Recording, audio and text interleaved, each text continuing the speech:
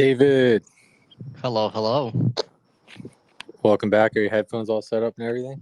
Oh yeah, man, good to go. Round two, but the sequels are never as good as the originals, so I hope this works out. I don't think so, man. I think that I think we just in the first one was I really enjoyed it, but I think that we are just starting to brush like the surface of everything.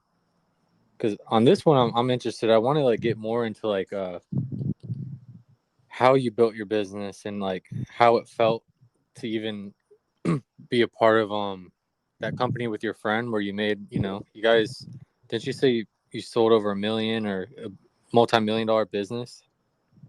I didn't sell it, but when I left, he was doing very well. Like 7 digits, 8 digits probably. Gotcha. Hold on, 7 digits is what, a million? I thought it's six. You got, Six? oh No, no, six. seven. You're right. Yeah, seven. So yeah, he was eight. He was over 10.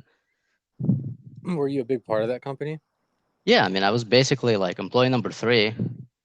Yeah, still, that's huge, bro. I mean, not a lot of people have been there or seen that. And you know, when I was sitting there thinking about our conversation, I was like, he freaking mentioned being a part of a multi-million-dollar company pretty high up, and I didn't even dive into that, and I should have. Yeah, we definitely can. It wasn't just me. It's like, yeah, Right, everybody, but obviously. how often is it just one person though? You know what I mean? That Almost never. unless you're running like an FTX scam or something, Yeah, I was gonna say FTX or Bitcoin or something crazy. How did you picture it getting that big when you like first started with him, or was it just like a process that like kind of grew and were you ever at like the point where you're like, holy shit? No, it was pretty organic. I mean, it was just kind of going, and I didn't really pay attention to the numbers because it's not it's not my numbers. But as you grow and you add more people and you add more responsibility, and you sort of just see it kind of blossom. Yeah. Like, uh, what part did you play in that business primarily? So started in kind of account management, basic sales, taking leads and sort of selling them the product.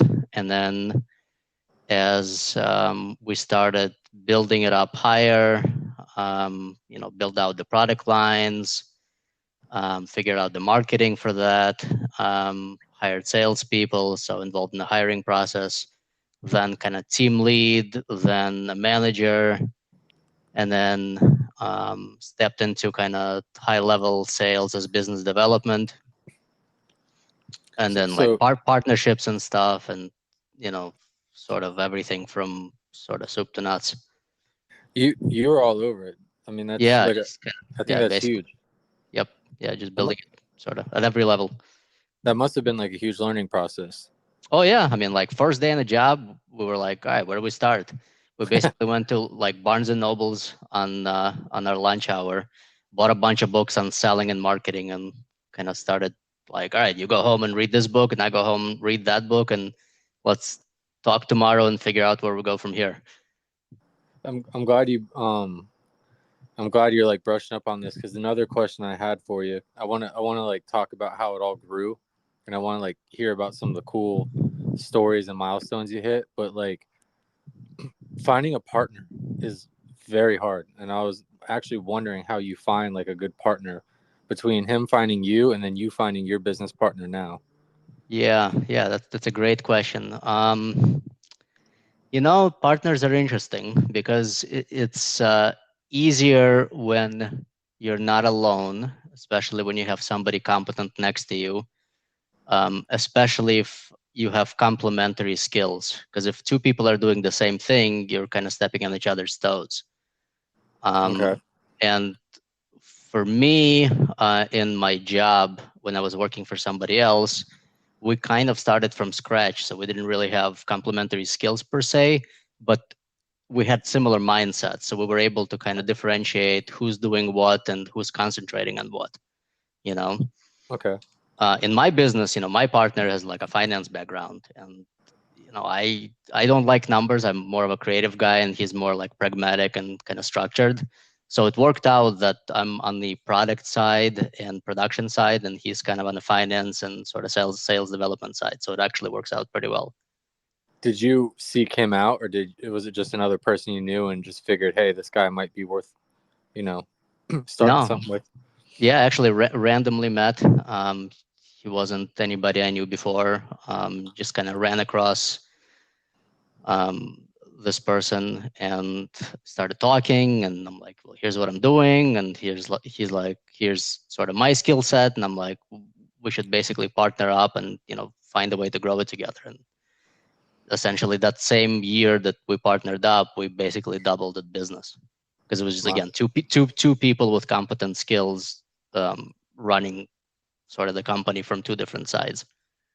In my experience, I've had a really hard time finding that. I've had a few businesses myself. I've tried to start businesses with friends, which a lot of times is a big no-no. Yeah, that's a bad idea generally. Yeah, no, none of those ones didn't really work out, and luckily, we all those friends involved, for the most part, we kind of like terminated the business before it got, while the friendship was still salvageable. Yep. And Yep. but I've also had other people like my recent business was the car detailing business, and Hmm. at first I enjoyed being by myself, and then I tried to scale it all by myself, and it was like really tough. And then and again, this is my experience, but then like, eventually I met some other detailers, and I would reach out to them and be like, hey, let's put two heads together, have like meetings together, combine and build off of, because one person can't run the whole business. And um that was even tough to, find a partner or another person who's obviously going in the same direction with the same business, obviously Hmm. wants to grow and make more money, but just couldn't get two people to go in the same direction or commit, and Yeah, it's definitely tough. Running it with friends, I think, is a bad idea because familiarity breeds contempt to some degree. So if you have somebody um, at best it works out kind of as a standard baseline, but at worst you essentially end up hating each other because somebody always feels like they're doing more of a job, and like they're above the other person. I mean, it's weird. Like running it with yeah. friends, I think, is a bad idea. Running it with family is a different story. There's plenty of businesses that work well when like the entire family is doing it. But I think unless you're Italian and running a restaurant, running it with family is also difficult. That's funny. I'm Yeah. yeah, I'm in a situation right now where the owners of the place I'm working at, they're both, I think they were best friends or they were good friends, Mm-hmm. and they started a business. But it's funny because they're like completely opposite individuals. Like one is very like stern, straight to the point, like Yep. serious, professional, and the other guy is like very techie, Yep. goofy, likes to get the job done and likes to work hard, but he's like he likes to crack jokes along the way, and somehow their relationship works fine. Yeah, and I think you It's need that. I weird. think I think you basically need two people who are different in their temperament and their interest because I think I told you about the book Traction by Gino Right. Wickman. So that book is kind of an operating system for how to run a business, and this isn't the only book on how to do it, but it's a pretty good guideline. And in that book, he basically talks about kind of the people component. And if you have two partners in a business, generally one becomes kind of the visionary, and the other one becomes the integrator.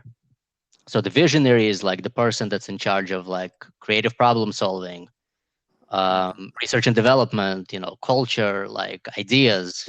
And then the other one basically takes all that and actually makes it operational. So, they manage, they have accountability, they do, profit and loss, they do like all those things that are kind of very down to earth rather than up in the sky. That makes sense.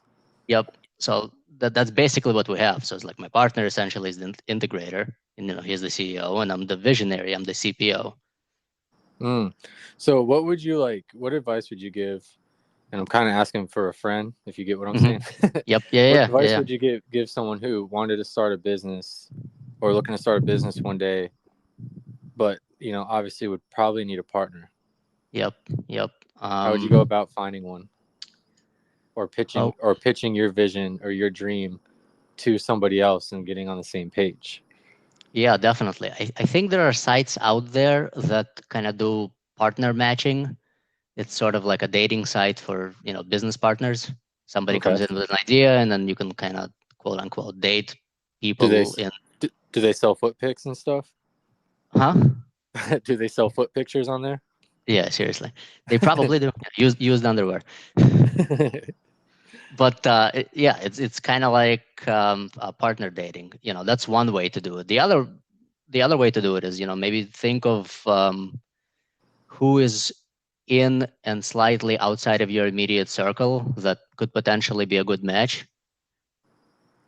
Okay. and try to approach them and be like, look, this is what I'm trying to start, and I'm looking for somebody who's interested, but I want to make sure they're on the same page as far as commitment goes. Maybe you both put the money in together, so it's pretty even, and then you sort of quote unquote again date until you get married, and then you basically run it together. Dude, it kind of is like a. It's kind of funny you put it that way because it does kind of sound like a dating/marriage thing. Oh yeah, I've heard it multiple times from multiple people. Like, Then what? you got to buy each other out. Then you got to part ways. Yeah, yeah. No, hopefully no divorce party, because Hopefully, those tend right? to get, yeah, those tend to get super expensive. um. So, and I'm just speculating, but a lot of that time with the business with your friend probably greatly helped you when you came time to like, hey, I'm going to start something myself and do it myself. I'm sure that helped you gain confidence and traction in your own way. Or Yep, yep. Yeah, it's pretty much everything I know now. I kind of learned on the job doing it there for that business. It's a different product and it's a different industry, but the challenges are very similar, and I think the challenges are very similar across all businesses. Because the roadmap is pretty stable.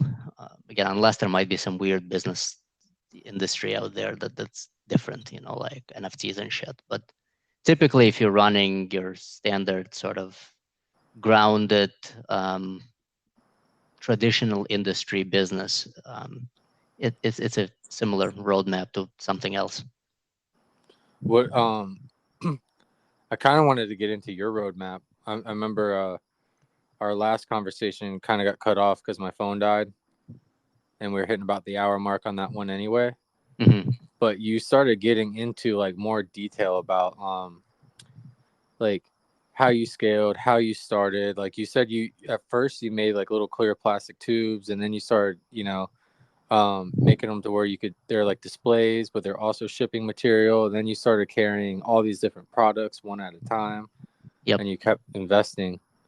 Um, was that a part of the dream from the beginning, or is that something that you like just saw opportunity and just took it as you're growing?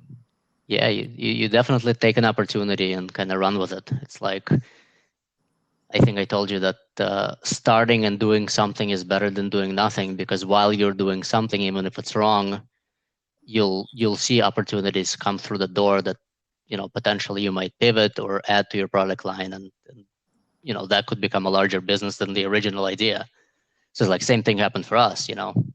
Initially, the goal was to kind of carve out a niche in that space of packaging where we were making very specialized packaging for people who couldn't get it anywhere else because of high minimums and high costs and like long lead times and stuff. So we basically pre-made kind of blank paper tubes, and we're selling paper tubes, not plastic.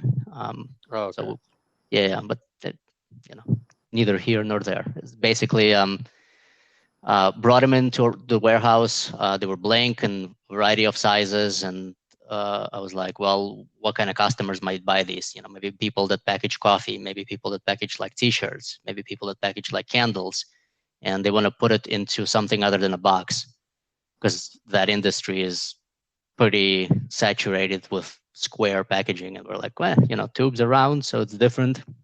So it might actually help you stand out and sell more product. So let's bring them in and let's sell them in small quantities. And you can buy one, or you can buy 20, or you can buy 1,000.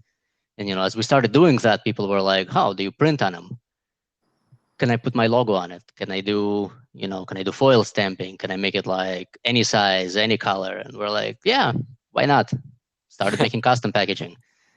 So what is the process for that? Like, if you're not set up for that stuff already, what did you do to prepare for that? Like prepare for like the custom logos and stuff. Did you have to go buy a printer? What's the process? Or did you have to find another third party?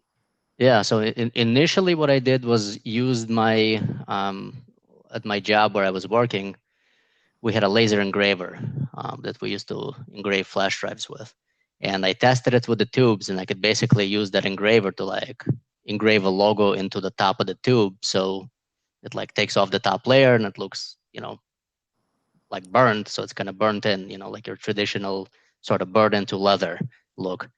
Okay. And I cut out a clear acrylic mold that I bought at like Ace Hardware, and I would fit these caps of the tubes into, and then load the logo in, and that thing would like engrave the logo into all of those tubes. So I could do them like 3 or 5 at a time, depending on the size. And it would take like 10 minutes, 20 minutes. And I would sit there until they were all engraved, and I'd come to the office after the office hours, and I told my boss, I'm like, "Look, man, can I just like use your engraver to do this shit?" And he's like, "Yeah, absolutely, not a problem." So I'd like come in at night, basically engrave those tubes and ship them out of his warehouse. And that was like step one. And then people are That's going to something more than a logo. And then so that required like a bigger operation, finding vendors, finding partners, going to China, doing some sourcing, doing some testing, and kind of setting all that up. that's where your creative side came in, I believe. Correct. That sounds Correct. like where the creativity and the clouds idea kicks in, which is that's the stuff I like. Like if and when I start something else up, that's the side that I like. So it's really cool hearing you talk about how, finding complementary, the guy who likes to sit at the desk and crunch numbers and do Excel spreadsheets and, you know, figure out business strategy. And then the guy who figures out how to get the strategy done. That sounds like a real fun part of the job, actually. Yeah, man. You need both. You definitely need both. Right. Because you got to make sure you're profitable while you're doing it. But on the other hand, you basically have to have hands-on abilities to kind of run with it. And it's like, you sort of roll up your sleeves and down and dirty and figure out how the shit's made and then how to make it better. And yeah, and you go from a night of busting your ass just trying to get these like custom tube tops done to like, you know, now you're at the point where you've got so many products, and I'm sure your systems have gotten a little bit more crispy, right? Like, I'm guessing you don't still do them that way, do you? Well, yeah, we don't engrave anymore. That's a little crazy. But we do manufacture from scratch. So like we've gone from that to finding a factory in China, went to China, toured a bunch of factories, found a decent one, by local standards. And it was still kind of a shack at the time because that industry, there's only like, 3 factories in the entire China that made tube packaging because that it was like so fringe that it wasn't like a mass market thing that anybody did. So, had some dinners, got together, promised some business, and basically started sending orders. Like, we'll sell an order, send it to the factory. They'd send us pictures. Some shit would arrive at the door. Some of it would be wrong, some of it would be good. And then like through trial and error, we've figured out, all right, what's our QC process to make sure, we don't ship garbage to our customers. Yeah. What How the Yeah, what does that QC look like, practically? Like what kind of problems arise, where those problems stem from, which part of production you're going to see a certain problem, how do you improve it? And then you basically start creating, like an operating procedure from a production perspective. Okay. Yeah. How the fuck do you know that you're gonna be able to how do I put this? How the fuck do you know that you're gonna be able to profitably afford flying to China, finding a factory, setting up a business deal with them, and coming back, and you're going to be able to keep the quantity orders that you need, and also that you're going to be able to grow enough at the same time to cover these orders. You don't, man. You just do it sort of. So you're sitting You, at dinner with these guys bullshitting? yeah, I mean, like, look, to some degree, you kind of have to sort of fake it till you make it, right? Right. I get it. But also, these guys are, um, they would help you ultimately fund the idea, because it's like they want the business, and the key is in the sales, not in the making. Like, I'll figure out how to make something. Being able to sell it is like where the magic lies. That I think in general, like when you think about it, making stuff is generally easy. Yeah, like you'll have challenges regardless on like what the product is or what the idea is. Like you can kind of figure out how to make it. You can probably find a way to make it fairly decently. But like being able to sell it and being able to find customers for it and being able to like frame what you're doing so that those customers are um, that it's resonating with them and that it's appealing, like that's where the magic is. So it's all in the sales, not in the making. Yeah, I remember you said that on the last one too. Yeah. So you're consistent. Yeah, no, it's true, man. That's the key. It's like anything can be made. It has to be sold. It has to be for somebody, and And it can be that like it can be a very small sliver. Like it doesn't have to be a huge, you know, population of people that your product is made for. In fact, it's the opposite. You have to find like the smallest slice of underserved customers who are out there having trouble finding what it is that you're selling, and then basically like find the cheapest and most efficient way to get in front of them. That's the that's magic. that's such a cool mindset, dude, because and like, you're saying it confidently enough. I'm sure that was a little bit of trial and error, and then also a little bit of like, you're selling books and stuff. Um like I've made like Etsy stores and stuff. Mm-hmm. Yeah, Etsy is And great, dude. I, Etsy is a great way to test shit. I love, yeah, and I love Etsy because they want to help. It's kind of a cool idea because you're almost like a partner with Etsy. They want to help you sell shit because they make money off of you selling shit. Yep. So it's kind of like you both want to help each other. So they give you all the tools. They've got an optimized website and all that kind of stuff. But um, one thing I learned down that path was kind of like what you said. You got to man, I'm having trouble finding my words tonight. You set up the store and you got to get your keywords right. But it's also about niching down. Yep. So it's like not only do you have to find the keywords that pop up, but you also got to find the keywords that are like, instead of 1,000 people searching, like let's just say like Yeah. business canvases. Yeah. You Short head and long tail. exactly, yes, that's the term. Okay, Yeah. that's what I couldn't. Long tail keywords. I was trying to throw that out there and sound smart, but I just couldn't. I just couldn't No, it's perform, true. dude. But That's an official term. yeah, and yeah. So for the people listening, like there's a trick to it. You don't want to just. You might put like a keyword as business poster, and you might have 1 million people looking up business poster, but you're also popping up with millions and millions of other business posters. So the amount of people that actually commit to buying it is low. But if you put like business poster, game room, Yep. black modern, Yep. then you're going to get the people who know what they're looking for, and you pop up and you get way more sales and a very high ratio of search to sales. Conversions correctly. So that's exactly right. So basically, the way to think about it is short head is like you dropping a bunch of money in a funnel and hopefully some shit comes out from the bottom.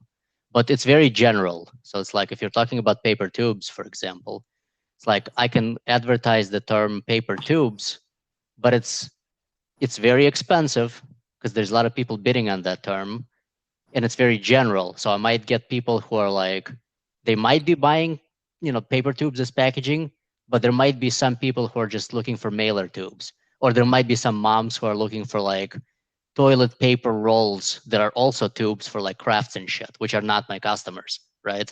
Mm-hmm.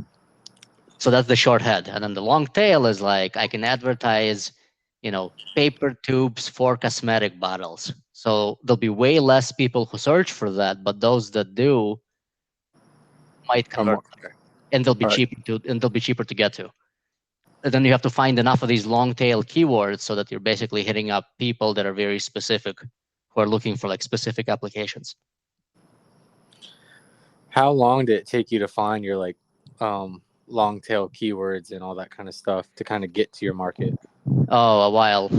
I was actually fortunate enough to find a guy who's like a CEO or a SEO expert, and we work with him to this day. He remembers me like running the business from my living room at a desk, and now he's like, oh my god, you have like 20 people over there, and it's the same guy we still work with. So he's still optimizing our keywords.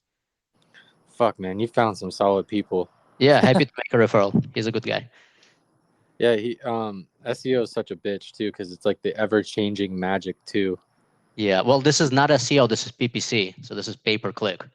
So SEO, Oh, yeah, so SEO is a completely different beast, man. SEO is like optimizing your site so that it comes up organically.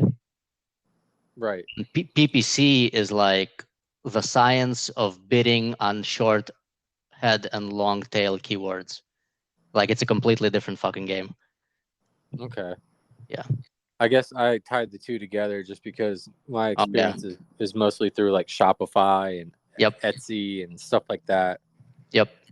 So they're probably doing the SEO for you for Yeah, the you most need part. both. Yeah, SEO kind of happens organically, and we try to do SEO, and again, SEO is like you never fucking know. It's like the imagery and the copy on the page or site has to match like the shit you're selling, and hopefully Google robots index it in such a way that you come up semi high, I guess, compared to like your competition. But PPC is like that. That's the game.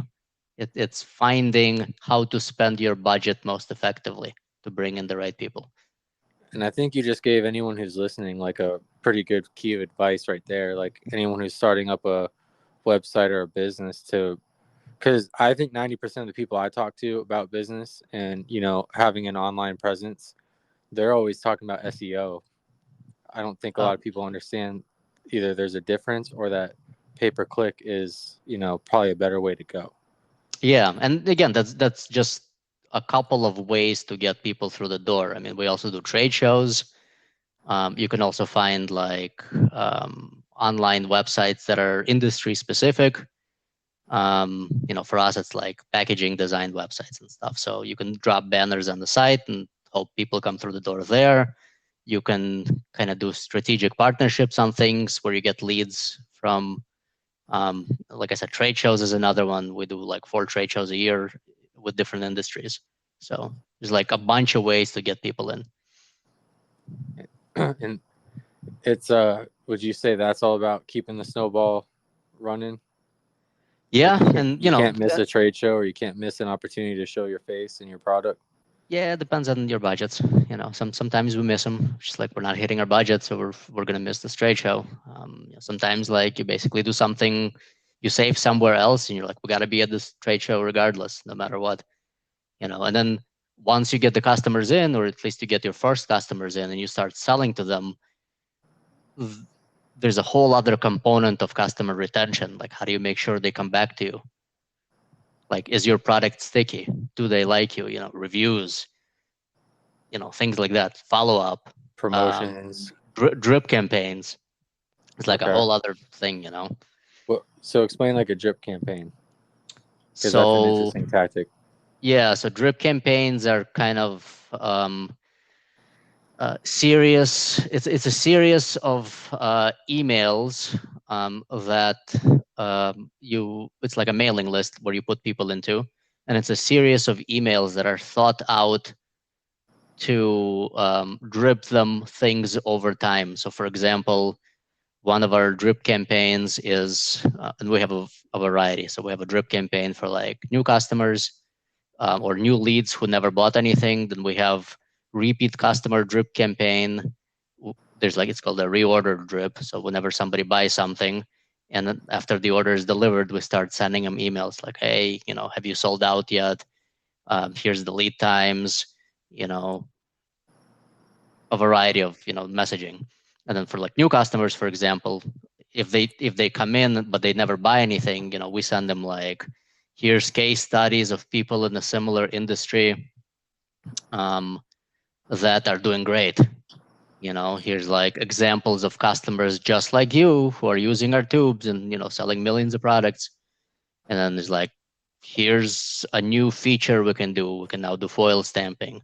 Have you thought about adding a window to your tube so you can see your product inside? And it's like, it's basically a variety of these emails that drip or email the customers every week, bi-weekly, monthly, annually, depending on kind of how you set it up.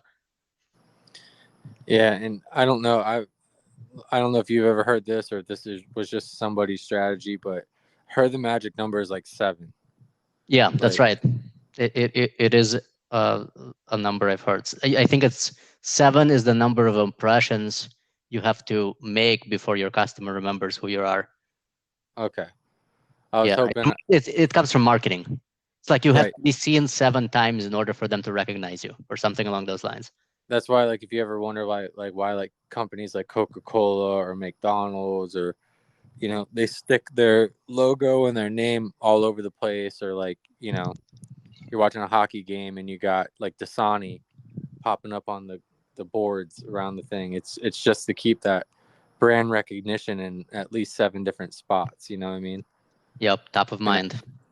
top of mind, and it creates like a trust, like there's a mental like trust, like comfort level that I guess psychologically you get after seeing a brand or a company so many times. You start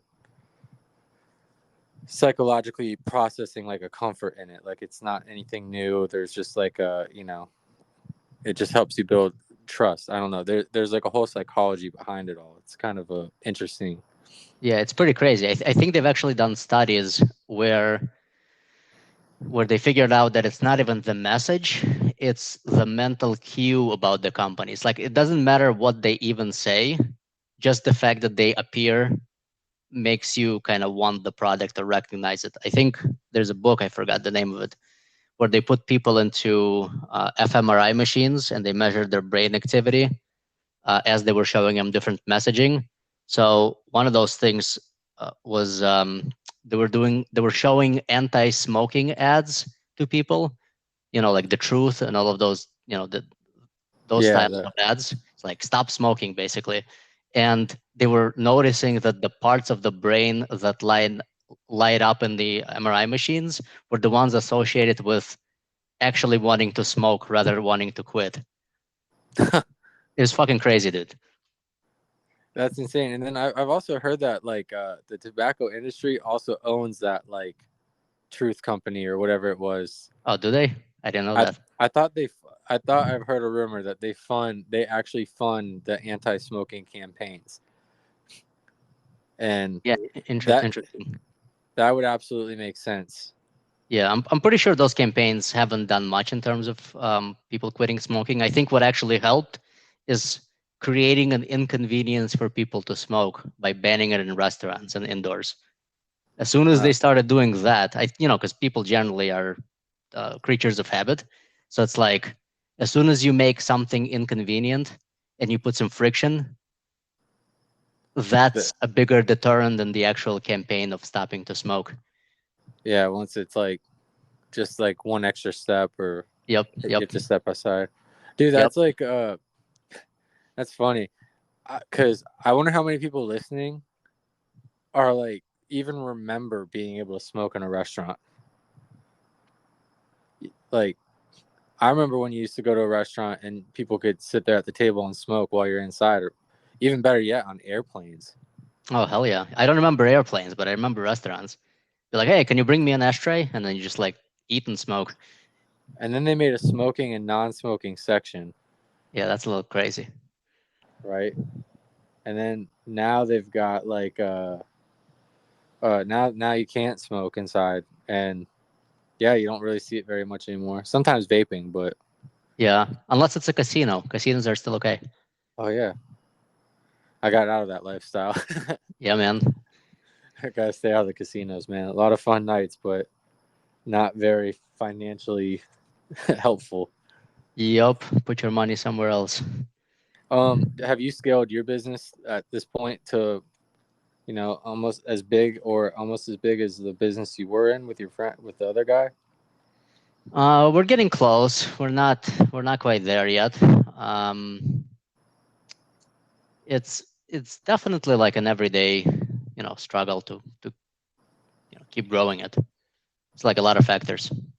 Yeah, and it's another another like mental like you have to have like a certain mentality or mindset or get yourself focused on a daily basis to a Hmm. different and I enjoy it because it's kind of like a challenge every day. It can be stressful. There can be days where you wake up and you're like, fuck, I'm over it. But there's a certain comfort in waking up, going to a job, clocking out and going home. And I think I touched on that on the last when we talked, but like there's a comfort level in that, which is there's nothing wrong. Some people don't want the stress of trying to keep business in the door, and they just want their agreed upon paycheck. And but then there's the guy like you where you have to make sure you're still growing. You have to come up with new ideas, new ways. You have to learn the next step. You have to break plateaus, and it's just like a whole nother challenge. And Yep. there's a lot of research and work and resources to do that. What do you think is your biggest resource? What is the biggest resource? Like, do you have Um, and I don't know if that confuses you, but like down the lines of like maybe like a mentor or just books or the internet. Like, what's your biggest like resource to keeping your business growing and alive? And Man, it's a good question. Biggest resource. See, I don't know if it's a matter of resource, because as I think about it, it's like even when I was working for somebody else, and it doesn't necessarily mean the previous job, but like all of the jobs and sort of my work life, I was basically the same. I was never like the 9 to 5 guy. I was, regardless whether it's like working for myself or working for somebody else. I just, I enjoy the work. I enjoy the creativity. I enjoy growing something. I enjoy, learning and sort of gaining competence. It's more of a temperament thing. And then, as you're kind of doing that, you're finding different things as resources. Internet is you can probably go on YouTube and find pretty much how to do anything these days. It's like whenever I'm looking for like specific things and figuring out how shit works or how to do it, I mean, YouTube is a great resource. Like yeah. even fixing shit around the house, I basically like go to YouTube and watch a 10-minute video of a guy like fucking fixing a sink, and I'm like, there's no way I'm doing that. I'm calling a plumber. You're right. I But I I think would say, YouTube's yeah, overrated. I would say YouTube, and then I would say books. The more you read, the better you get. Do you have like a mentor or anyone that you kind of rely on, or No, no, no? just sort of, yeah, self-driven. Curiosity is my mentor. It's like Well, figuring out how shit works. now that you drop those terms, self-driven, and I want to know like what why you think that is, or what are you chasing? What am I chasing? I don't know. I Because think if it's you're something you're born with. Because again, it's like depends who you ask. Different people have different temperaments. It's like somebody is more curious, somebody is less curious. Like I actually enjoy figuring out how shit works. I mean, to some degree, I guess I'm a geek, right? That puts me in that space. And I think we talked about it last time too. It's like I want to know what's behind, the wall. Like, how is this shit made? What is it made from? Why is it made like that? How can you make it better? how can I monetize it? See, and I'm going to play devil's advocate here because you could still go work for somebody and learn the inner workings. You know, you can still, get hired just about anywhere and figure out, let's say a restaurant, you get hired, you work behind in the kitchen. Now you know how the soup is made and how the steak is weighed and cut and how, to tell whether it's medium or medium rare. Yep. But you're not the guy pirating the ship. You're still learning and you're still seeing what's going on behind closed doors. But Yeah. there's got to be a certain something that makes you want it yourself and not. No. Yeah, but you could, plenty of people make careers in, climbing the corporate ladder, and there's plenty of stories of somebody starting out as a mail room clerk, although it doesn't happen, these days. But traditional story of success is like he was a mailroom clerk and now he's the CEO. It's like a lot of books out there like that. Like I think we talked about the Bob Iger's book, right? The Yep. Disney guy. Oh yeah. Like that's essentially his story. He's like, I was fucking an executive or just some like guy making coffee for people, and now I'm the CEO 20 years later. So Or it's what like, about that janitor who died, and he was a janitor at like a school or something, uh-huh. and he died, and he, I think it was something. I might be wrong. I might be butchering it, but it's still fucking crazy. It was like a janitor who died, and when it came to divvying out his will or his finances, he had like over like $8 million like saved and invested. Yeah, that's a sad life, dude. It's sad, but it's still fucking crazy that I don't know. I just think it's crazy that this guy has that much saved up and never really turned it into anything, Yeah, or or really did anything with his life other than be a janitor. Although maybe he did, I don't know. There's he like just plenty of loved it. stories. But there's plenty of stories like that too, where basically, there's like I'm sure there's grandmas out there who fucking with like millions of dollars under their mattress, living in like a 1-bedroom slum. You know. Yeah, I mean, there's a lot. Yeah, you're right. There's a lot of crazy stories, and that's one thing I'm learning as I'm getting older is it's not about like really about it's not about necessarily how much you make hourly. It's like money management. I got a friend that I think is one of the coolest things. I bring it up all the time. Like he delivered pizzas Mhm. forever, and he has he's so good at like Excel spreadsheets. He has them for everything, and he delivers pizzas. He bought a triplex a little bit up north, and I think he lived in one and rented the other two out, and then now he rents all three of them out. And he came and he bought a townhome, and he moved a few friends in with him. So Mhm. he's like delivering pizzas, making money off of his triplex, and his friends living with him is pretty much paying for his townhome, and then he's gonna eventually buy something new. Or he was last time I talked to him, he was like starting to put the feelers out to buy the next thing and move on. And Mhm. you would think like, oh, this guy delivers pizzas, like, he's not like a CEO of anything crazy, but he's probably his money management is just like off the chains, and he owns more and has less debt than 90% of the people you walk by on the street. Yeah, that's And crazy. That's interesting. just being able to be content with like where you're going and what you have is like just a cool mindset in its own. Like just being able to go home and be like, yeah, well, I got what I need, and this money's going here, and it's not moving until it goes that way. It's just, I think it's really fucking cool when you hear stuff like that. It is cool.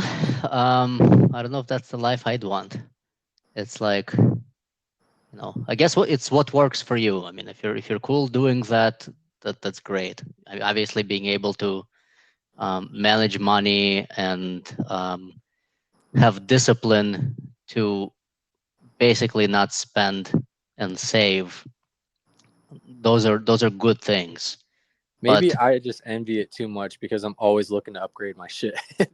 But yeah, somebody once said it's not how much you spend, it's how much you make, right? yeah. It might have been a shitty guy who said that. I don't know. It might have come from Wolf of Wall Street. So I don't know if that's a valid quote. Well, To I mean, I've the got the sort of friends. I got the friends out there too who make 10 grand and spend 12. Yeah, that's not good either. I mean, look, you need discipline regardless of how much you make or where you stand or what you do.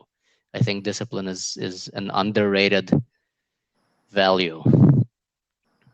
It, But sort of living at my own expense so I can save more money feels like a waste of life to me. It's so, like it's like, you know, I think the bigger value comes from saving time rather than saving money, because time is finite and money is expendable. So it's like anytime you can trade money for time, I feel you've won. and how do you do that? In like I what don't know. context? I don't know. I'm just saying that, like, Are you if, saying like financial freedom? yeah, basically you want to get to a point where you have your time back. That seems like the right place for financial freedom. It's not That's even being it's not being able to spend the money any way you want. It's having the opportunity to do whatever the fuck you want with your time without worrying that, something will go astray, let's say. and I think therein lies my stress with like a 9 to 5. Like I'm showing up to something I'm not passionate about and that I Yeah. don't particularly enjoy. And this is just my mindset. Some people live completely comfortable, happy lives and are happy doing that. And there's a lot of places where I've worked. Uh, I'm kind of like you. I haven't had too many like 9 to 5s or full time gigs unless it was for myself or me like hustling or grinding something. But like, um, that is a really good point that you made. Um, not being able to buy whatever you want, but being able to go and do whatever you want. Because, like, Without worrying about the money, right? right, exactly. And I think that on one side, you get the comfort of knowing the money's coming in and you got a job and stuff for the most part. But I also had a friend tell me that, one of the guys at our jiu-jitsu gym, he also told me, people like you and me who have had businesses or at least been like self-sufficient or self-employed, um, like say like you're at like Wing House. I think because I'm Hmm. thinking of this because this is where we had the conversation.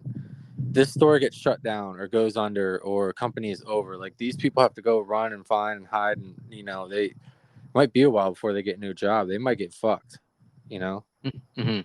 But the people who are like self, you know, self-employed or just kind of have the mindset of like you're gonna do it for yourself and problem solve, they're able to start something else usually, or go a different path, or kind of switch up, or how you put it, pivot. Yeah, maybe. I think a lot of it comes down to, if you're self-employed and the ship is going down, you at least see the trajectory early enough, because there's plenty of stories of people like working really great jobs, in like Enron, doing well as an executive at Enron, and all of a sudden, basically, you wake up tomorrow and the company's fucking bankrupt, and you haven't seen it coming, you know, because Okay. you don't have the insight into this entire like structure. At least when you're doing it yourself, even if you are, let's say, making same or less money than if you are working for somebody else, you at least have, maybe it's an illusion, but you at least have the feeling as if you can steer the ship the way you want, and also you see what's in front of you, maybe a little further away than if you're working for somebody else, especially in a larger organization, Right. you know? Yeah. Maybe I should retract that a little bit and make it more of like a question rather than a statement, because I guess now that we're talking about it and comparing it, it is like two different I don't know if one's necessarily better than the other. It's just two different, like they each have their different perks, you know what I mean? Yeah, again, I think it comes down to the matter of temperament too, because again, there's plenty of like competent people, regardless of what the fuck happens in their career, they can probably find another job because they know what they're doing. Yeah, you go find a similar trade or something. That is a huge perk of like some trades that people do. Yeah, there's certain people that, they're valuable even if they don't work for themselves because they're competent. I think a lot of it comes down to competence. How do you And how do you find good, competent employees? Well, it's a shot in the dark. Oh yeah, we did already cover that. Yeah, we did, It, dude. It's like it's you don't fucking know it's until they that's. start, and they're like 6 months into it. You don't fucking know. Can you tell I'm emotionally scarred? Like, Yeah, dude. You don't know. like I wish I could tell you. That I would think I've probably just be a good business in itself, being able to tell who the fuck competent employees are. I think If I've you, asked myself that so many times that like I say it in my sleep. Like, yeah, man, you don't know. You don't know. It's like you hope for the best. You look at the resume, it has to sort of make sense. It has to be cohesive. You sort of poke holes at it where you can.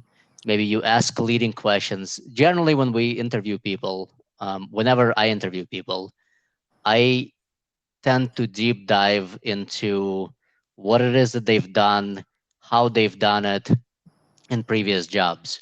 Because if they can't tell you in detail exactly how that shit worked, um, I don't think they're a competent person. Because, like, if you ask me how shit works, or what I did in my previous job, I can fucking tell you, like, I can break this down into, like, a molecular table. But mm. maybe that's just me. I mean, I can see both sides. Like, if if you can't answer like competent, like I think it's a good way to gauge the competence, but at the same time, there might be some companies that don't that really compartmentalize like the skills and the gears. Yeah, yeah. Like But some I'm. But go ahead. No, I see. As it's kind of it's a good point. I'm kind of like, honestly, like bouncing back and forth in my head here when you're saying that, because if you're somewhere long enough, you do kind of get familiar and pick up on what's going on around you. Yeah, you know the details. It's again like let's take a customer service job for example. Like if you ask somebody and you're interviewing somebody for a customer service job, and they were in a customer service job before, it's like, what did you do there? How did it work? And I basically picked up the phone and I helped the customers. It's like that's a shitty answer. It's like, Okay. here are the people that came through the door. Here are the questions they asked. Here's how I handled concerns. Here's how I handled complaints. Here are a bunch of reviews that people have said about me. Here's the things that my boss said. Here's how my job touched other departments. Like you have to kind of know context, right? Yeah. And if you can't, if you only know your job in its own little bubble without any context, I don't know if you can be a competent employee. So my context was off. I like how you said like kind of explain your job and explain your responsibilities and give examples. Yeah, dive into I details. When people called me, here's like the top 5 questions they fucking asked, and the reason they asked those fucking 5 top questions is because our salespeople did a bad job selling it. The website didn't have proper information. I talked to my boss about adding that information to the website. It never happened. Like you at least start putting context around the problem. And then the more details you fill in, the more you see that the person at least thought about all those things relating to their role in that job. Because it's like it's not the answers that's competence, it's the ability to ask the right questions. I think that's the competence. right. It's a lot of business owners seem to be problem solvers, constant problem solvers. Yeah. And I think you're dropping like a lot of good like gems and tips. And I don't even know if know you're doing it, but No, and just just a lot of these questions I'm asking, you're at least giving like pretty good little gems that I think, I would hope somebody listening can pick up on that. yeah. The I other mean, if thing, you want, the other thing these people don't know that you do is those beautiful professional photography pictures you did today. ha, I remember you bringing a drone to the gym. I did. I still have it. I That gotta shit set was that up again.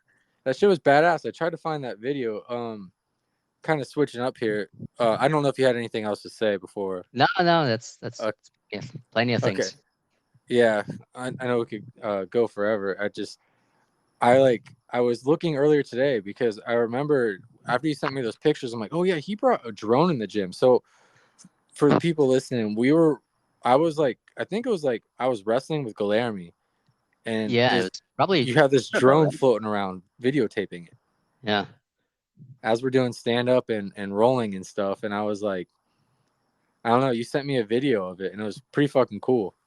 Yeah, I gotta find that video. I gotta bring the drone in again, actually, because once we have a full class, man, that fucking drone, I can probably have it hang in a corner and it'll film the whole thing.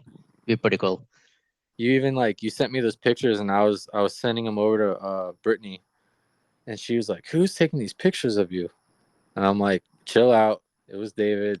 He's injured, so he came to the gym anyways. Brought some camera, and I didn't know you did it professionally. Yeah, no, I did it for a while. When we got married, I made friends with the guy who shot our wedding, and as a side gig, I basically made him teach me how to take professional photos. So he would take me to like all the weddings and shit as a second photographer, to the point where like I did it for I think 5 years or 6 years, and then I was shooting my own weddings. You know, he'd be like, "I'm doing this wedding, and you go shoot this other wedding." So I was like, "Fine," you know, and Sounds like a ended up good shooting gig. 400 people Assyrian weddings. It was a fucking good time. You could like you could almost double up your business and shoot divorce pictures too. No, divorce, destroy the divorce dress. Yeah, just like with how many people get the. I always think about that, like people who do like wedding gigs, like whether it's like DJing or photography or confections. Like I'm always like, if that person could dip into the divorce business, they'd have 60% increase in customers. Oh yeah, fucking customer retention, dude. It's like higher, higher second wedding is half price. Yeah, right. It's like I took pictures of your wedding. I took pictures of your divorce, your second wedding. Yeah, yeah, dude. You know, you do third one, it's 25% off. Repeat customers, bro. I Repeat like it. customers. Yeah, I What don't imagine it gets a lot of repeat customers. what was were you just doing that for fun? Were you just like Yeah, fuck it? no, I was making money. It was again side gig. You know, I was always like looking for sort of things to do outside of my 9 to 5. So Yeah.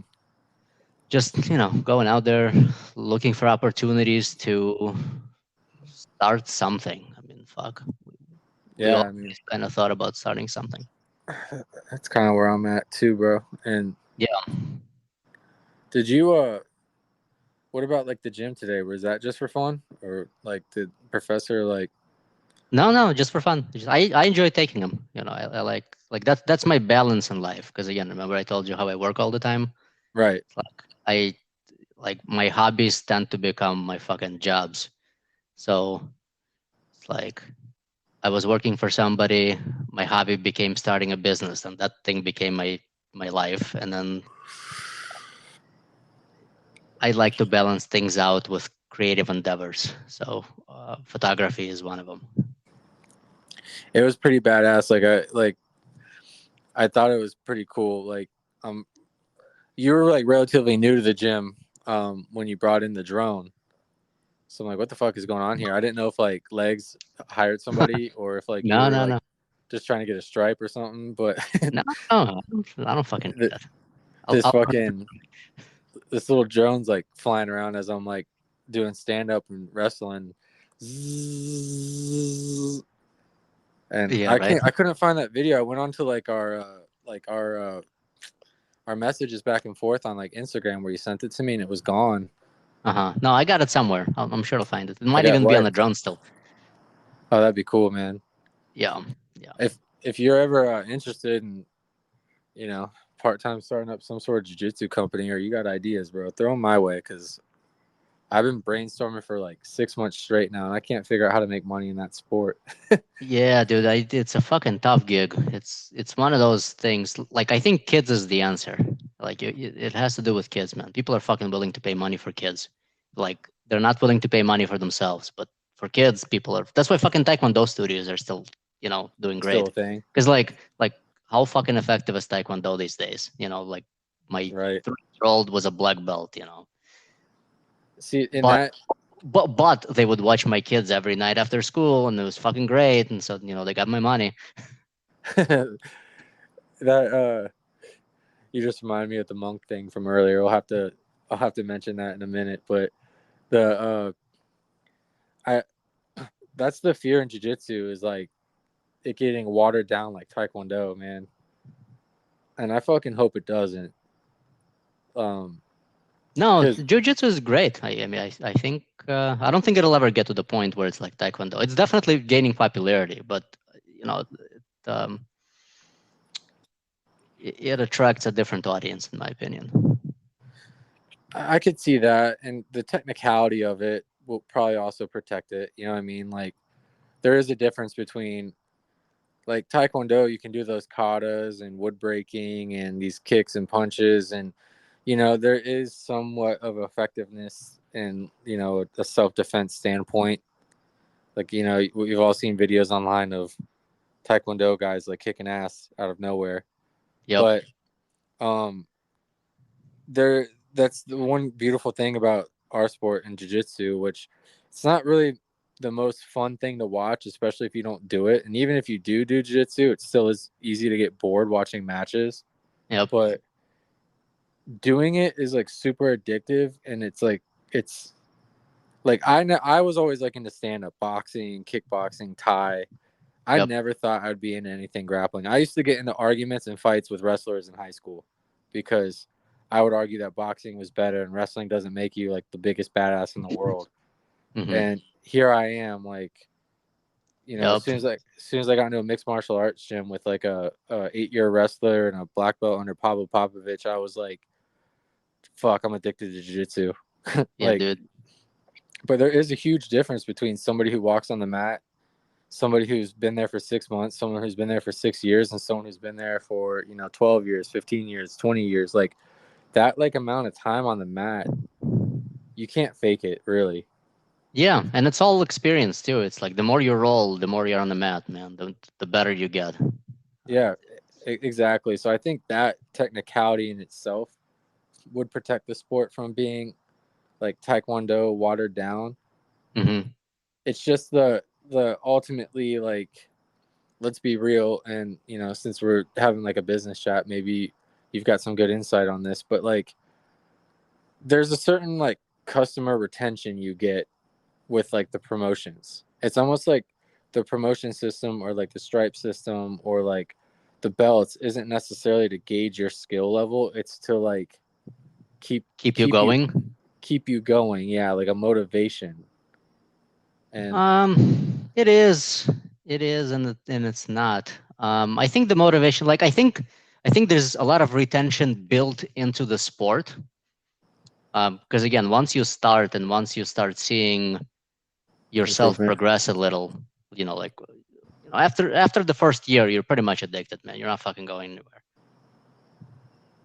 Yeah, but I mean, Short of like rage quitting, once you're a blue belt or some shit. But like again, I don't see myself unless again maybe some fucking injury happens or something, like you have to be out for 8 months and then you have to kind of make yourself come back again. But like as I'm seeing myself progress and seeing how much more I need to learn, it's very difficult to leave, and nor do you want to, you know. In fact, you want oh to double down. You want to double down on it. I mean, I think maybe you're referring to like just loyalty to a specific school rather than jujitsu in general. no, I'm more so like I'm referring more to like the fear of like Taekwondo got kind of known for like you do it for 2 years and you're a black belt, Yeah. whether you like are good or not. Like and not I'm not saying every gym's like this. I'm sure there's some really good traditional Taekwondo Hmm. academies who take it serious and have like senseis or whatever that like have a criteria. But it seems like the more gyms that open up, the more of like the Gracie system where you can get blue belts online, Uh like huh. from taking online courses and stuff like that. Like, Oh, I I didn't know guess, that's a thing. yeah, I'm speaking more of like a fearful watering down standpoint. I'm not necessarily saying that is exactly how it is, and I'm not necessarily like saying like every school or our gym is like that. I'm more so speaking of like the fear of it becoming like you know, too systematized rather than like, like hey, sign up and you know, we'll fast track you to a blue belt, or hey, sign up and you know, oh, you look like you're getting bored, so here's a stripe, or like, you know what I mean, like yeah, the I see what you're saying. I think that's difficult to do if you're an adult. Now, if you look at like Taekwondo schools, for example, I think the majority of customers are kids because their motivation is getting a stripe, the discipline, you know, like all that shit that they teach, right? right. With jiu-jitsu, I don't give a shit about fucking stripes. I care about, you know, you're back to competence. You know, you want to be competent. You wanna learn and you want to continue learning. Yeah, So I you know, unless I guess it does become like Taekwondo. Let's think about that for a second. So and I'm let also kind of playing devil's advocate here. Like I'm kind yeah, of trying to get you to dig deep. yeah, like let's assume you have a jiu-jitsu gym, let's say the Gracie system, you know, Gracie Baja, whatever, because that seems to be like the closest thing to like a Taekwondo system, right?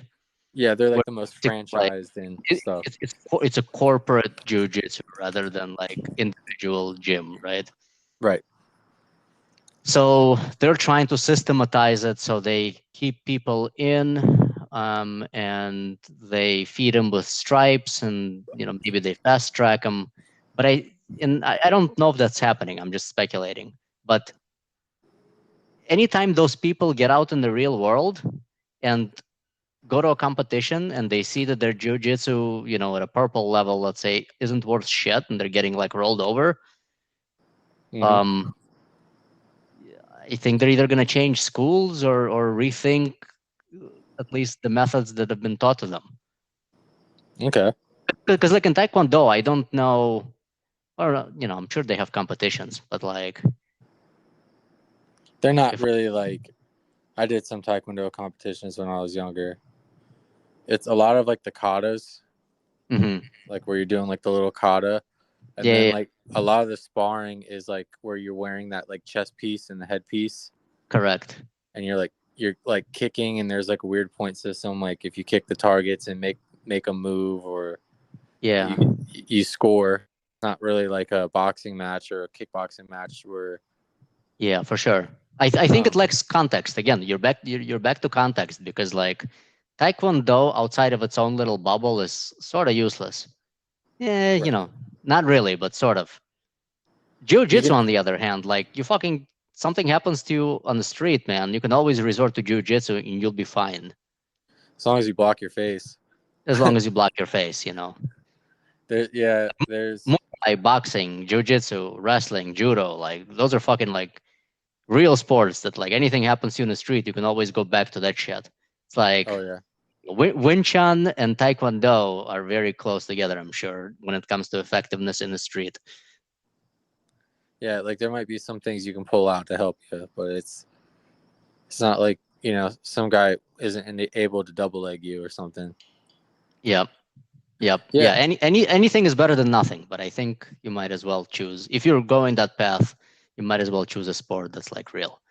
And I I think was jujitsu is it. I was just picking your brain on that because like there's like love hate. It's like you want to grow the sport and you want to bring money to the sport, Yep. but there's like certain like people are going to try different things, which is great. Like creative ways to make. Well, what about somebody who can't get to the gym every day but is interested? And it's like, all right, well, we'll make a online course, and you go Yeah. online and you learn the shit, and then you Virtual jujitsu. yeah, like Put basically on yeah, put on a VR set and basically do some jujitsu. but then it's like I get it. Like you know, if somebody Sure. really like, if there's maybe a handful of people out there who like can't get to a gym or like really want to learn or like I don't know. There's like probably I'm sure there's a crazy situation or two where that is very helpful and very positive. Yep. But then like I don't want to like at one point I'm like, okay, well they're making this money off of this, but like does this person understand that there's a difference between like applying the positions, you know what I mean, and Yep. using them? Yep. Or is this Yeah. person just completely satisfied with just watching videos and studying them and sending videos Sure. back of you rolling with a dummy, you know? Yeah. I mean, if you can make a business out of it, and it's a viable business, I don't see why not. Okay. But I'm all for letting the market decide, because the market will tell you whether you're doing something right or not. Whether there's interest or not.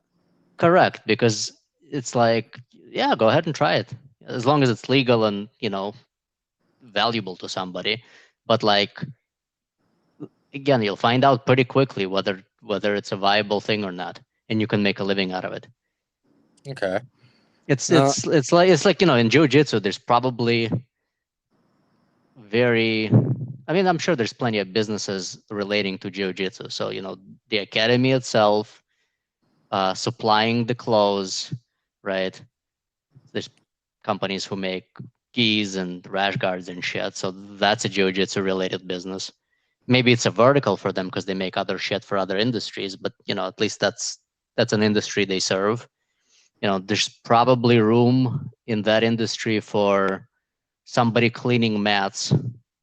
Maybe you can make a business, going around and uh, sanitizing. going going around jiu-jitsu or other dojos. It doesn't have to be jiu-jitsu. Maybe it's jiu-jitsu gyms, judo gyms, wrestling places, taekwondo places, like any place that has a mat. It's a cleaning service for any place with a mat. I'm sure there's a business that you can create out of that, right? Yeah, that's actually a good idea. Yeah. Then I'm sure there's a business Because that. then you could even get daily customers, like almost like a cleaning service. That's right. That's what I'm saying. So it's like you can probably create a business around cleaning service. Because I know, like at our gym, I think somebody comes in every morning to clean it. Twice a day, I Um, think, or it used to yeah, be at least. yeah, maybe twice a day. But you can probably create, sign a contract, and it's a professional cleaning service, and fucking you show them the value of doing it with a service, and you sign up a bunch of gyms, and then you hire a bunch of Polish maids, and fucking that's what they do. That's all they do all day, and they just fucking drive from gym to gym. Hey, they be Brazilian maids, Sorry, Brazilian maids. That's fine. Portuguese maids. Portuguese maids. That's fine. But yeah, I mean that's one way to do it. And then I'm sure there's room for supplies for the gym. So again, distributor of mats and chairs and fucking uh, those little back rollers, all the purple belts roll on. When everybody else is running. Shots And fired. Shots fired. yeah, dude, I see ya. I see ya. I'd Um, cover that in the purple belt blues, bro. yeah, I know. I heard it. So, and dude, I specifically remember being a blue belt and seeing every fucking purple belt show up to class late and not warm up and just sit there and bullshit on the corner. And I'm like, I'm not gonna be that guy. I'm not gonna be Yeah, that guy. it is a thing. So I have there. different circumstances though. I do show up late, but I show up when I like, I'm on my lunch break. I run over there as soon as rolls are starting so I can get some workout in during the day, Yeah, I just hear in you. case I don't make night classes. It's all good. It's all good. I wasn't referring to you specifically. Yeah, right. I'm over here defending myself, but I'm I know. not guilty, man. Clearly, it's on your mind. So uh, Call it how you see it. You know what I mean? I know. So there's that. Then there's probably Fuck, I'm that guy. yeah, chiropractors and medical professionals who fucking service the jiu-jitsu industry. There's that. Then what else can you fucking do in that industry? Dude, if I was like a struggling like massage therapist or chiro, I would be popping in all the local gyms and be like, hey, I'll come in on Fridays or Yeah, for sure. Wednesdays. And Do a seminar, whatever the fuck. yeah. Make friends with all the professors and fucking hang out at the gym as much as you can. It's like come in, do a group fucking session, adjust everybody's back after class, make your $15 per body and get the fuck out and go to the next gym. Yeah, for sure. It's like, there's traveling dog groomer, so why not a traveling chiropractor? It's like again, it's a niche, but what about a traveling gym? Yeah, a little van. You basically create a bus, buy a school bus and fucking outfit it with mats, and then you like come to people's places of work and they just fucking roll, and then you put a shower in there, and fucking in you're this good. shower in the back. Yeah, BJJ and wheels, or some shit. Oh yeah, the monk thing from earlier, dude. That was funny. So I've been watching this monk in the mornings because I've been super stressed heading to work, and I'm kind of dealing with like I'm getting the closed in stress, like the claustrophobic stress. Like, the job is stressful. They expect me to keep track and do so much that it's like such a mental uh like burden every day to be in there. It's not like a simple straightforward job. It's like Yep, a technical knowledge and shit. technical knowledge, but just like always a storm going, and you have to know where I have to know where all these parts and this money and all this stuff is going, all while you've got a construction company basically that's just all over the place, and Mm. it's just kind of like controlled chaos. But anyway, that's just one aspect. The other aspect is also the time that um we spoke of earlier. Like, I'm dedicating so much more, and some people call me a bitch because it's only like 40 hours a week, but it's just I'm not used to waking up and like being expected to be somewhere at this time to this time every single day with all the I don't know. It's just it's an adjustment. It's stressing me the fuck out, just Yeah, here plain you. and simple. So I've been listening to Shaolin Monk every morning on the way to work, telling him, and I don't know. I just started feeling the vibe because the dude is so calm and he explains things, and you're like, oh my gosh, there is a light. Like, how to see positive in darkness. I'm like, okay, I need some of this, and how to live unshaken, how to live an unshaken lifestyle, be Yeah, unshakable. And then I sent one of the videos to Dave today, and I come into class and I tell him like, yeah, bro, I've been watching this monk, and Dave just looks at me and gives me the most real fucking truth about that video that it completely went by my radar, bro. Like, it went straight to my like what emotional receptors I have, and it was what was the exact term you said or words you put it like?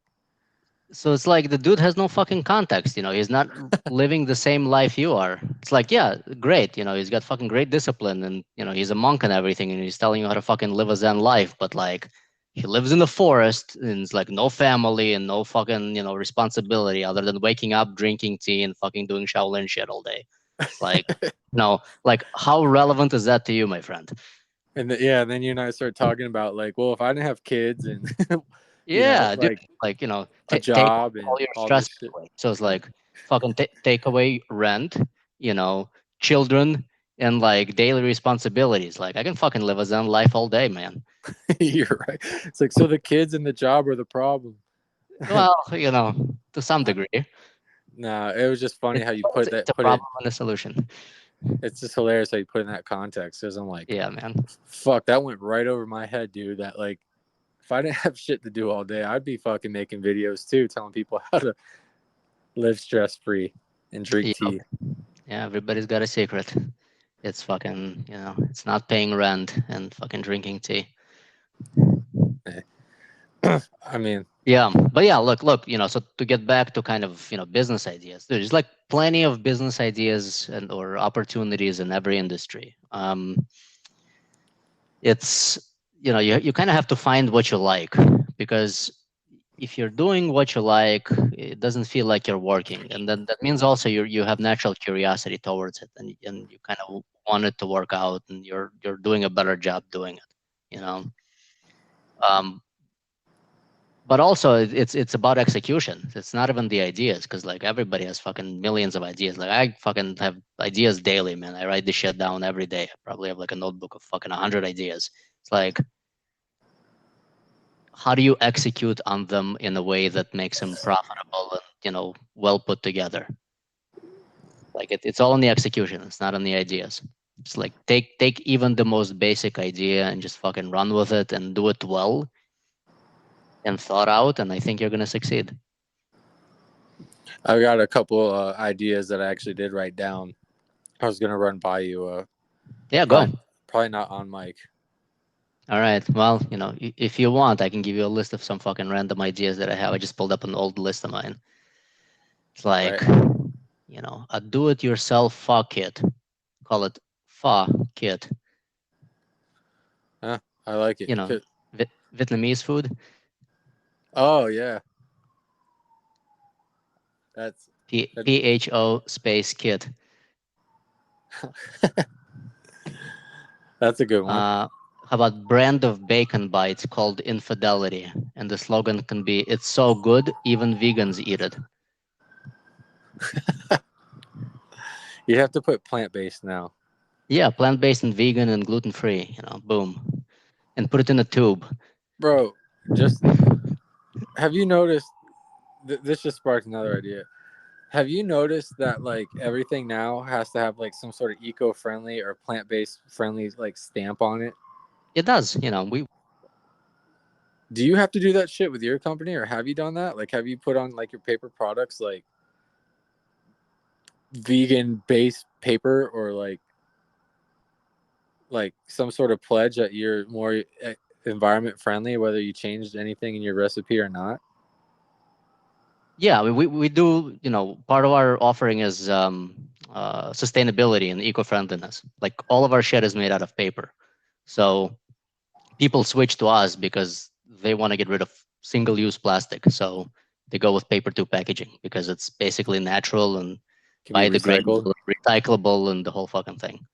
So the fucking soap in the gym, the Axe body wash soap, I noticed today when I was showering after class, said now made with plant-based fragrances. Yeah, it's bullshit. I That's almost marketing. wanted to punch that fucking thing out of the fucking shower. Yep, yep. Well, and the other thing is, people don't know what the fuck that even means. Like, it sounds cool and it sounds good and it sounds like you're doing something right. But like, nobody actually thought about what it means. Because sustainability and eco-friendliness is a whole conversation, man. People call us daily and they're like, "Hey, are your tubes compostable and eco-friendly?" And I'm like, "Well, what are you looking for?" And we basically have that conversation for half an hour and they're like, "Okay, sounds good, we're down." Hmm. Yeah. It's just amazing. Like I guess I was more getting to the point to like whatever game, like another fucking dumb, to me it's just dumb, and every company like follows these like trends or fads, and I don't really understand why they all do it. But like when the whole, you know first we had like first it went from like BLM to then we had like COVID, and like overnight like all the stores, like the main stores that were open, Hmm. had like plastic dividers between the registers and Yep. people, and Yep. like everything was like, and then which obviously was a shit ton of plastic and a shit ton of manufacturing, and then next thing you see is this wave of like climate Eco-friendliness. eco-friendliness. And I thought it was really fucking funny and coincidental that like I go to the Target's right by my house, so it's like my quick stop. If Uh-huh. I got to run and grab something real quick, I'm always in there.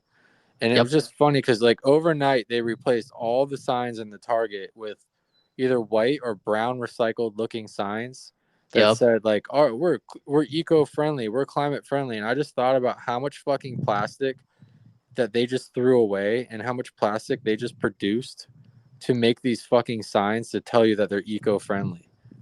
Yep. It's So, all messaging. It's not so, really, so how contradicting it was for them to tell you that they're like an eco friendly business, and I'm like, why does everyone even have to go this route? it feels good. Feels like we're saving Earth.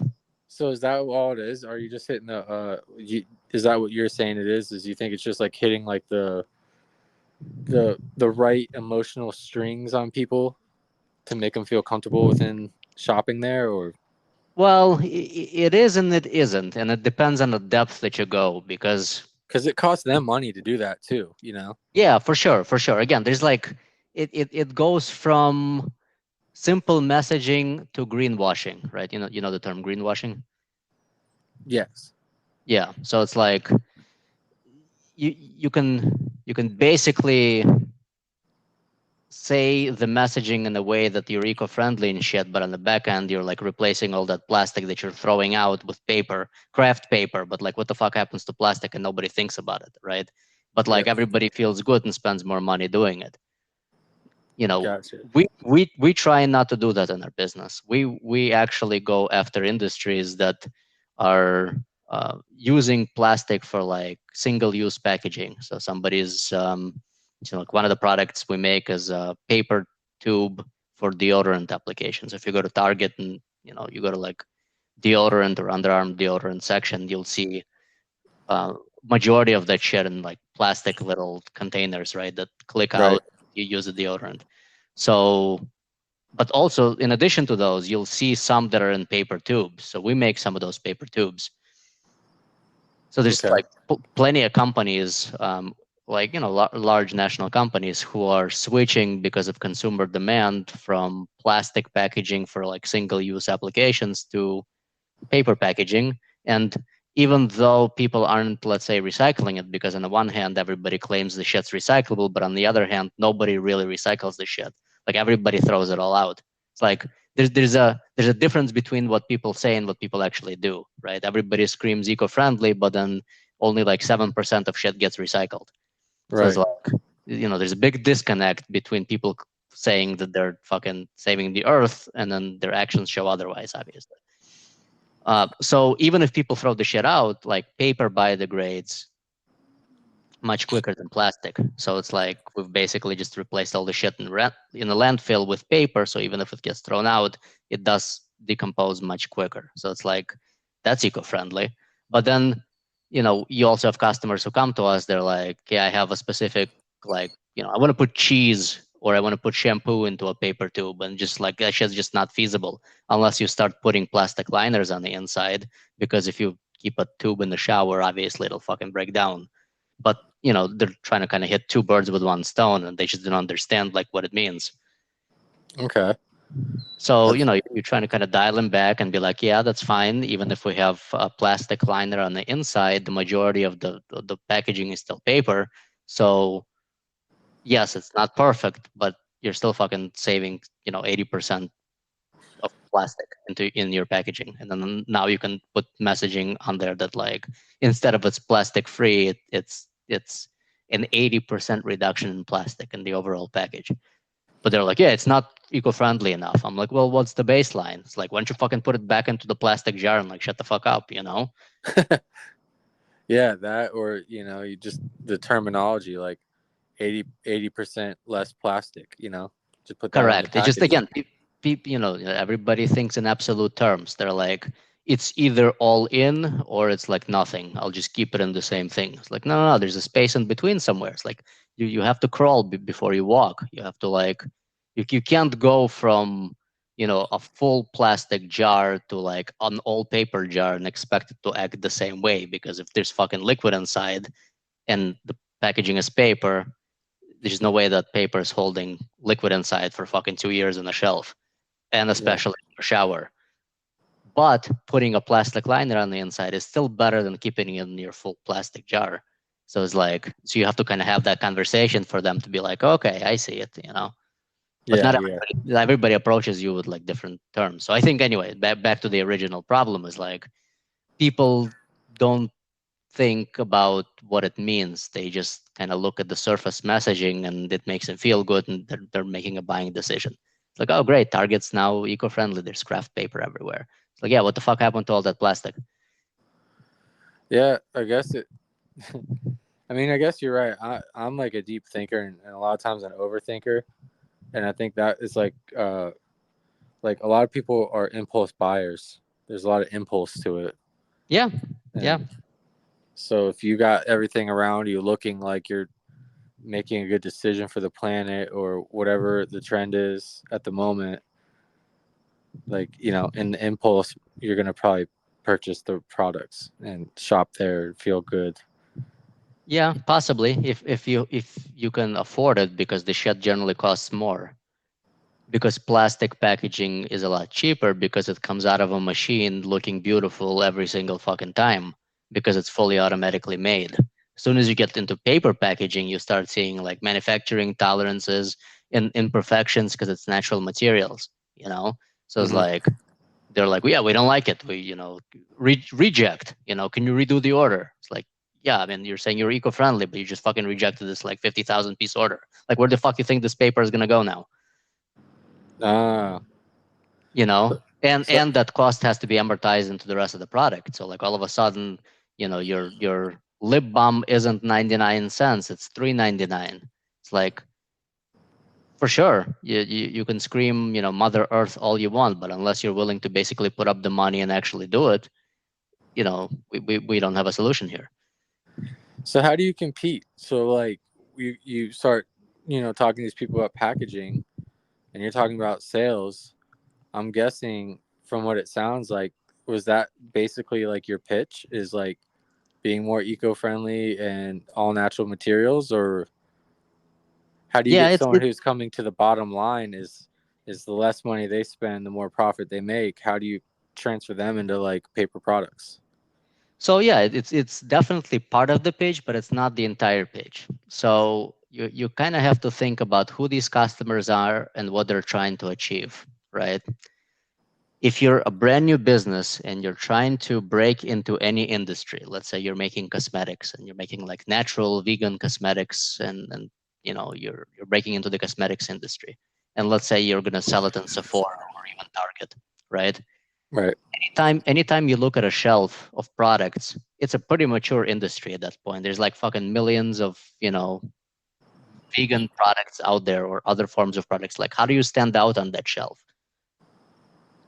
One way to stand out is by putting it into unique packaging, and paper tube is definitely it. Because like if you go to Sephora or you go to Ulta, you'll see nothing but boxes. So it's like all those boxes are bleeding together, but then all of a sudden you have this tube, all of a sudden the Mm. customer's eyes are drawn to it. So it's like premium packaging that stands out. That's like number one thing. Number two is people look at packaging as part of the product experience. How many times have you bought a new phone and you've opened that box and you're like, it slides out and it's smooth and it's like beautiful. And then it's like the first thing you think about is the unboxing experience, not even the product. So like your packaging becomes part of the product experience.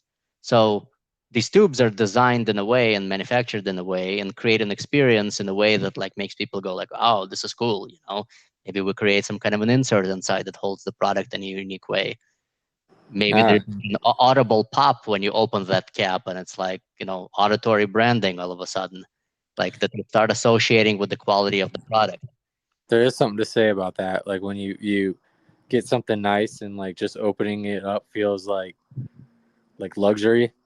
Yeah, absolutely. Plus, our packaging gets kept. So, if you think about, like, if you look at your wife's closet, I'm sure you'll see a bunch of jewelry boxes sitting there with jewelry in it. There's types of packaging that never gets discarded. People keep that shit because they want to use it for other things, or they want to keep the original product in it, or it's sitting on somebody's desk with pens in it, or you give it to your kids and they're like making crafts out of. So it's like it's a packaging that has a life beyond the initial use. Okay. So all those things kind of combine into a great experience, and then plus it's eco-friendly. So again, if you're a new company and you're trying to create your messaging to capture a certain demographic, probably sustainability is one of the things that your customers are thinking about. So, you know, you're using paper, and it's beautiful, and it creates a great experience. And it actually helps you sell more products. It's like we have plenty of examples of customers who switch to paper tubes, and their businesses have basically fucking grown beyond the initial. It's like all of a sudden, this packaging is how you get onto Target, because the Target buyer looks at packaging and the product itself too. Right. So it's like there's value that you basically build. It's not just another box. It's like it's something else. That's cool. I like how you explained everything. You've definitely your sales are definitely on point. Well, we had to think about it for a long time. Plus, we've gotten the feedback from our customers. Like they say the same shit. They're like, "Look, man, we got your tubes, and everybody loves them, and like they keep coming back for the products. and we've secured like 3 other retailers, and I need like 50,000 pieces more. It's like, So great. one of the last questions for you tonight, could you sell me this pen? Can I sell you the pen? What do you need a pen for? I don't know. That's I was going off the Wolf of Wall Street. Yeah, I know. Like, what do you need a pen? Nobody writes anymore. That's not selling me the pen. That's making me. No, forget the pen. Sell your fucking laptop. Yeah, right. I Yeah. always, and to be real with you, bro, I always wonder what the answer was. I don't. Yeah, Like, it's not. Funny enough, we were just talking with a friend of mine about this sell me this pen thing. It's like it takes a different level of salesmanship to sell a pen versus selling a car. I know he claims it's the same fucking thing, but it's not. oh fuck no, It's it's not. not. No, it's not. It's like you want. In fact, you want people who can't sell you a pen because they're made for something bigger. Okay. What do you think? Like, what do you think that scene in that movie was referring to? That sell you the pen? Yeah, like, sell me this pen. Like, what do you think the right answer is? What is the right answer? Because you remember how everyone's in the room Yeah, and I they're know, like, I know. "Oh, He's this like, sell pen me is this pen. nice. This pen is durable. This pen writes like." And that one guy, the hustler guy, he's like, "Let me see that pen." Yeah, I know. He's like, What's "All his right, name? Yeah, the guy from Walking Dead. yeah." He's like, "Let me see your pen." He's like, "Write your name down on the paper." I can't. You have my pen. Yeah. I think it has to do with thinking about things in the right context and that's seeing the bigger picture. It's not the immediate sale of the pen. It's how the pen fits into your life. And people that can think that way can probably achieve more than people who can just sell you the pen. Like it's like a mental exercise to think beyond the pen. It's a mental exercise to think beyond the pen, because again, you need, in order for you to, back to competence, in order for you to get really competent on something, you have to see how this particular thing fits into the bigger scheme of things, because it's all context, man. It's like, we were just talking this morning about something at work. Somebody's like, can I get some material? Like a customer is asking about some material specs for some kind of lining. I think they wanted like plastic lining on the inside of the tube, right? And I'm like, well, I can probably send you that document, but the question is, what are they trying to achieve? Like, what the fuck's the point here? Number one. Number two is, and because she was like, they want to see it to see what it's made out of. And I'm like, well, are they a material scientist? How are they going to interpret what it's made out of in context of what it is that they're trying to achieve in a greater thing? So, you have to be able to kind of think beyond the immediate question to see how it relates to all the other things around it. Yeah, that's a good point. I mean, I went on a sales meeting today with somebody from the company I'm at, and he was pointing out all these things at the sales meeting too. That like I was just kind of watching him work, and like the things he was observing, and we walked into this place that needed a couple cameras. They wanted them at the front door. It was like a cancer center. They wanted some cameras pointed at the front door, a camera in the waiting room, and then they wanted to upgrade the cameras in like the actual treatment room, where because they can't be in the room while chemo is going on or while the machine's going, but they need to Yep. watch the patient. So they wanted to upgrade all this stuff, and I'm looking at all the things. I'm thinking of all the parts and the upgrading and stuff, and my friend who was actually with me today, he was analyzing everything and he was just taking notes. And when we got back in the truck, he goes, "All right, first thing I do," he goes, "I could use car salesman the shit out of this, and I could offer to replace everything in there and try to make as much profit and sell them as much shit as I want, Mm-hmm. or I can write down, and he showed me his notes, the issues they're having and where they're actually looking to go, Yep. and just give them everything they need to hit this, to get here. Yep. And he goes, and that's what I'm going to do. He's like, I'm going to offer these people exactly what they need. I'm not going to run new wire unless I absolutely have to. I'm going to use the existing wire, which Yep. is going to save them a lot of money and, you know, and make me more efficient. And like, just the way he explained it was, obviously I wasn't there to think like I'm going to like sales the shit out of them and make every dollar and squeeze every penny like a used car salesman. Mm-hmm. But it was really respectable how he was like, you know, what he wrote down exactly like what you said with your customer. Like, what's the point? Like, what are you Yeah. guys looking for? He just wrote that down basically out of all the notes, Yeah. and was like, they just want this or this, and that's what I'm going to give them, and I'm going to build them a quote based off of that and that only. Yeah, absolutely. That's part of the integrity value, in my opinion. That's how you build trust, because you're playing the long-term game. It's like you don't try to make the most dollars on the first sale. You wanna make the money on customer lifetime value, because there's there's value beyond the immediate. Because you can probably have that sale and have a big check and sell them all the shit they don't need, or he can basically show them that they don't need to spend that much, that he can make it for cheaper and get them exactly what they're looking for. But next time they're going to need something, he's the only guy they're going to come to. And anybody else that asks him about camera systems, he's the only guy they're coming to. Like, that's the fucking long game, dude. Yeah, and I think that's the most admirable, and that's how I built my business. Yep. Was just just honestly, just honesty.